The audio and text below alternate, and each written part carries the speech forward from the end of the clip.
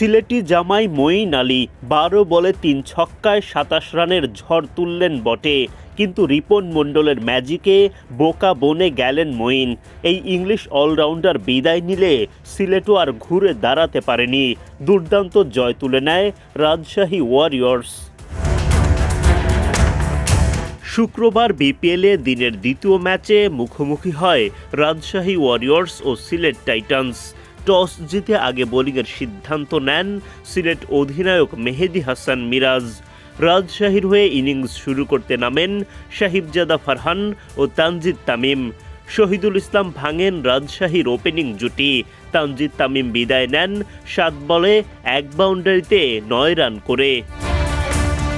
রাজশাহীর আরেক ওপেনার সাহিবজাদা ফারহানকে উইকেটে টিকতে দেননি রুয়েল মিয়া।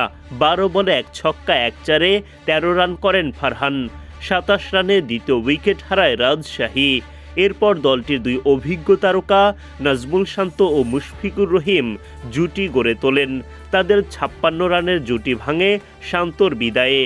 বন্ধু মেহেদী হাসান মিরাজের বলে উইকেট হারান শান্ত।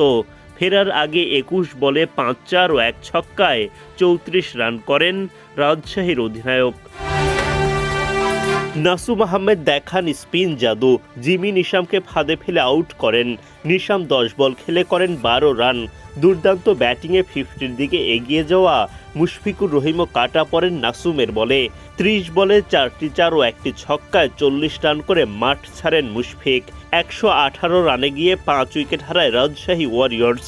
শেষ পর্যন্ত সংগ্রাম করে মাঝারি মানের পুঁজি দাঁড় করাতে পারে দলটি। রাজশাহী ওয়ারিয়র্সের দেয়া ১৪৮ রানের লক্ষ্যে ব্যাটিংয়ে নামে সিলেট টাইটান্স। মাত্র ৪ রান করে রিপন মণ্ডলের বলে উইকেট হারান সিলেট ওপেনার তৌফিক খান। অধিনায়ক মেহেদী হাসান মিরাজ ১ রান করে আউট হন বিনুরা ফার্নান্দোর বলে। ওপেনার পারভেজ ইমন এক প্রান্তে হাল ধরে রাখেন। তাকে সঙ্গ দিতে আসেন মুমিনুল হক। ৩০ বলে ৪১ রান করেন পারভেজ ইমন। ১৫ বল খেলে আফিফ হোসেন ধ্রুবর ব্যাট থেকে আসে ১৬ রান। ৩১ রান করে বিদায় নেন মুমিনুল হক।